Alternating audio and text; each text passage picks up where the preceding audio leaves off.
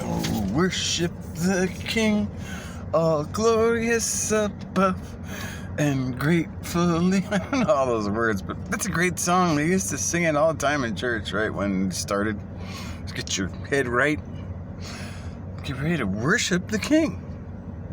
Kind of like joy to the world, the Lord is coming, or has come, but is coming.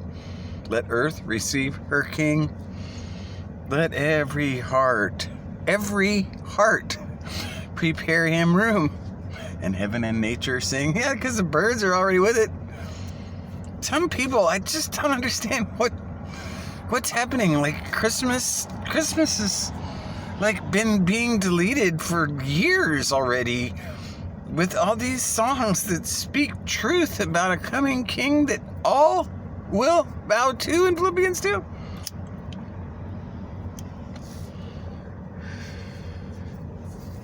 So everybody's talking about what's the most important verse in the Bible. Am I really saved?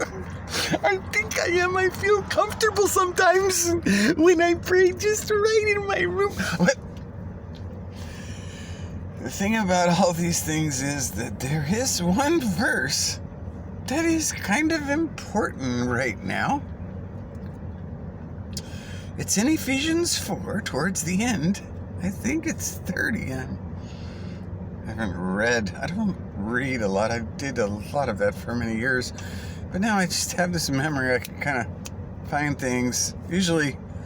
And I know it's around there somewhere, but I didn't like to get numbers all mixed up. So I just focus on the words. Because the words in that verse have been neglected for many years. Because it says, grieve not the Holy Spirit, in whom you are sealed. Isn't that beautiful? Until the day of redemption.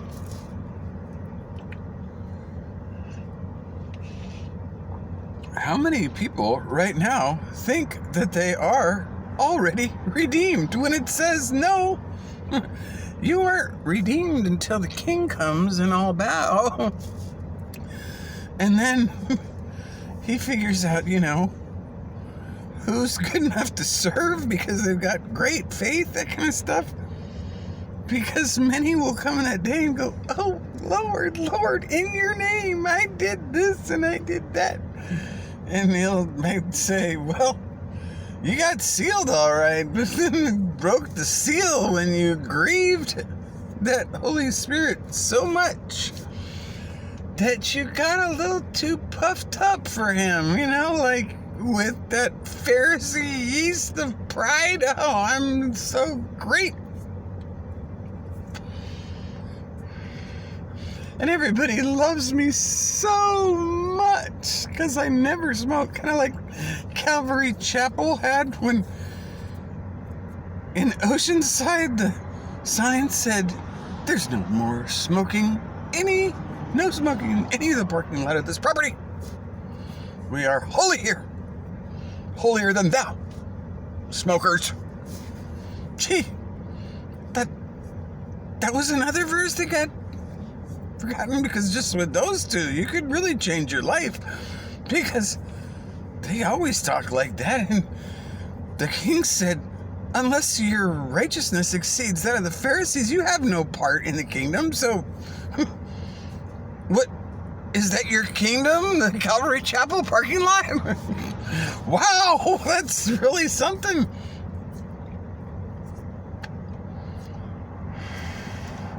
That's kind of why I like to smoke, because I don't want to have that righteousness. I'd rather, hey, you guys want to look at me as unrighteous? That's great, because then you're more of a Pharisee than me, so Jacka.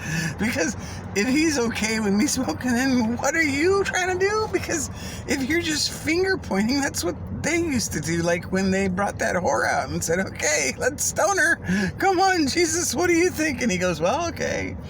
Any of you guys got no sin? Go ahead, pick up the first stone. What?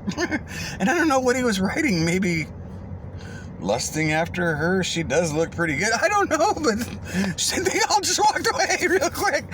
So maybe she was probably pretty scantily clad. Maybe they were just drooling on her, and he was like, looks like you all are lusting, kind of like I said, you already committed adultery in your heart, so is that what you're doing? Okay, I'm out of here. Oh, really? Do say, what is your religion again? Unless your righteousness exceeds that of the Pharisees, see what I mean? So,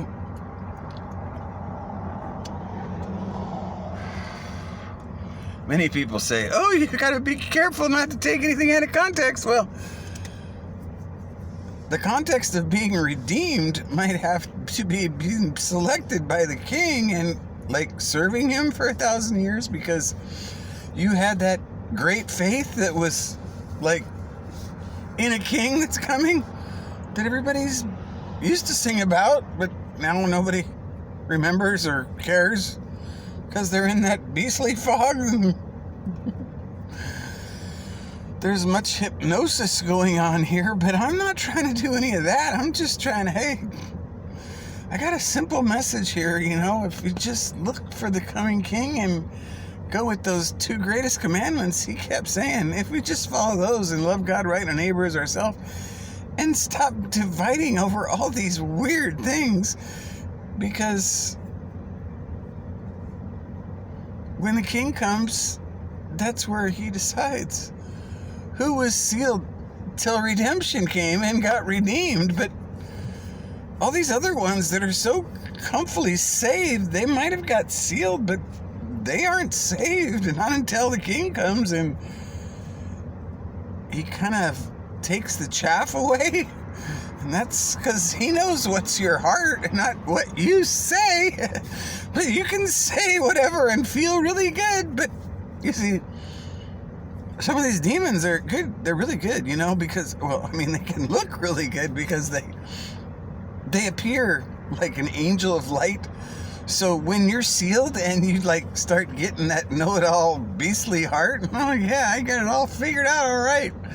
It's my doctrines that saved me for that guy. He's not a king, he's a prince, yeah, or something. That might be where the Holy Spirit starts getting fed up because too many of these prideful demons come in, and that's where it's the beastly thing, So you don't want to go there. You just want to look for the king and bow to him now, and then you're on the good side, because the Ephesians 4 is quite clear. Don't grieve him in whom you're sealed until the day of redemption. So kind of like, if you do, that's not good. And there are many that come and say in that day, oh yes, I did this and I did that, and depart, I don't know you Prince Hellboy, because that's what he did the first time, and looks like he's going to do it again. If you haven't read Revelation 2, most of the church is a joke to him. So Ephesians 4 would be big right now.